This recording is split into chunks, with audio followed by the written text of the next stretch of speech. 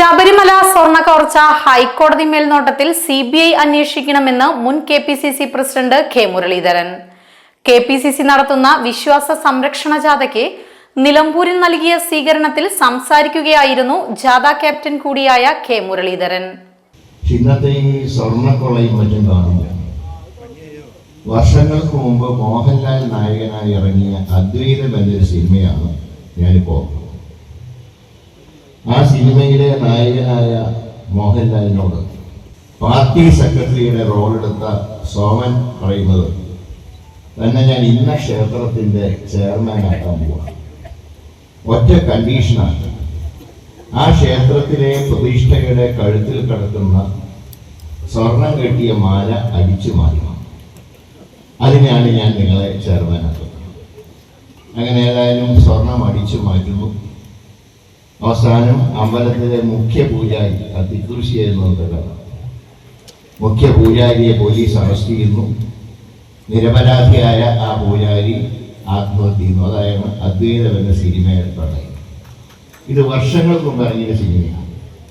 ഭാവിയിൽ പിണറായിയെ പോലൊരു മുഖ്യമന്ത്രി കേരളത്തിൽ ഉണ്ടാകുമെന്നോ അല്ലെങ്കിൽ സ്വർണം കക്കുന്ന ബോർഡ് അംഗങ്ങളും പ്രസിഡന്റുമാരും കേരളത്തിൽ ഉണ്ടാകുമെന്നോ ഒന്നും വന്ന പാവം പ്രൊഡ്യൂസർ ഓർക്കുക.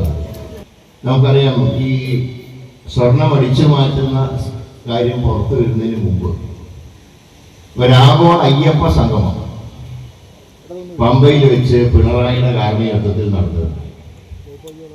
ആ സംഗമത്തിനെ കുറിച്ച് പറഞ്ഞത് ദേവസ്വം ബോർഡിന്റെ 75ാം വാർഷികത്തിൽ നടത്തുന്ന ഒരു പരിപാടിയാണ്. പക്ഷെ തമിഴ്നാട് മുഖ്യമന്ത്രിയായ സ്റ്റാലിനെ ക്ഷണിക്കാൻ പോയത് ദേവസ്വം മന്ത്രിയായ വാസവൻ. ദേവസ്വം ബോർഡിന്റെ പരിപാടിക്കാണ് തമിഴ്നാട് മുഖ്യമന്ത്രിയെ വിളിക്കുന്നതെങ്കിൽ ക്ഷണിക്കാൻ പോകുന്നത് ദേവസ്വം ബോർഡ് പ്രസിഡന്റ് പ്രശാന്തല്ല. പക്ഷെ പ്രശാന്തല്ല, വാസവനാണ് പോയത്. അപ്പോൾ ഞങ്ങൾ ചോദിച്ചൊരു ചോദ്യം, സ്റ്റാലിൻ ഇപ്പോൾ കോൺഗ്രസ് സഖ്യത്തിൽ നിൽക്കുന്ന ഒരു മുഖ്യമന്ത്രിയാണ്, മോഡിക്കെതിരെ പോരാടുന്ന ആളൊക്കെയാണ്. പക്ഷെ അദ്ദേഹം ഒരു വിശ്വാസിയൊന്നുമല്ല. പോട്ടെ, അദ്ദേഹത്തെ ക്ഷണിക്കാൻ സന്തോഷം. പക്ഷേ ക്ഷേത്ര വിശ്വാസികളായിട്ടുള്ള 3 മുഖ്യമന്ത്രിമാർ കോൺഗ്രസിനുണ്ട്.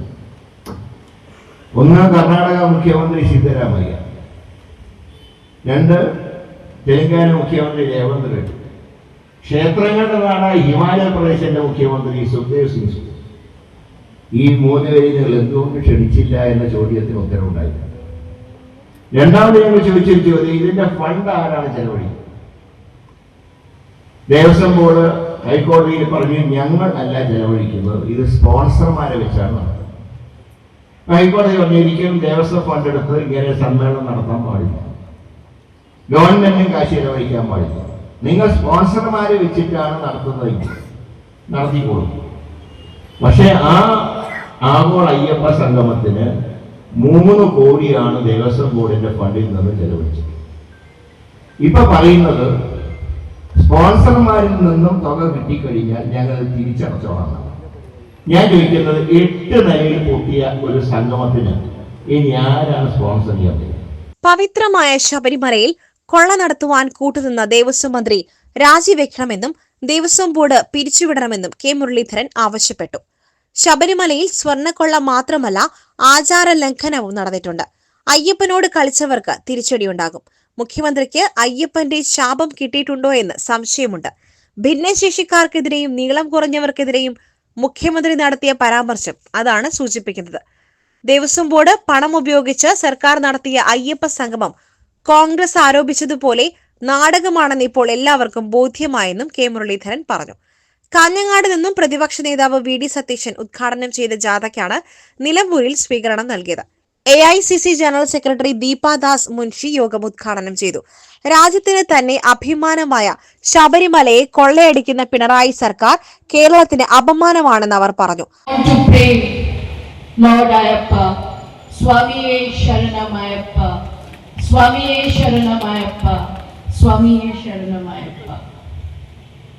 We are here because we are for the faith of the devotees. Millions and millions of devotees devotees every year visit Sabrimala temple. For what? They sacrifice. They go for their faith, their vishwas. And they pray to God. Wherever. Even if we go to the temple, we go to the mosque, we go to the church, we go to the Gurdwara. We pray